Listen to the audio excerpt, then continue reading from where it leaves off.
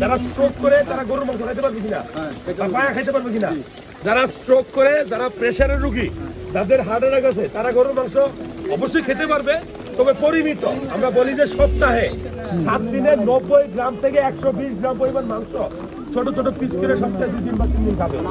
তবে ওই যে চর্বি যে আছে, এই অংশটা পিওর লাল অংশ আছে না, পিওর মাংস দেখাও, এই যে পিওর মাংসটা খাইতে পারবে, ঠিক আছে?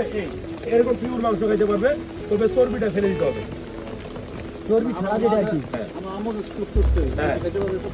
তোমার আম্মা যে গরুর মাংস খেতে পারবে, স্ট্রোক করতে, অবশ্যই গরুর মাংস খাইতে পারবে, তবে কম।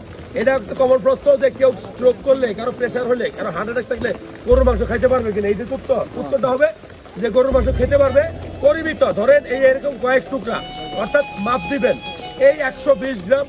আমরা বলি যে সপ্তাহে 120 গ্রাম মাংস ছোট ছোট পিস করে ভাগ করে সপ্তাহে 2 দিন বা 3 দিন খেতে পারবে।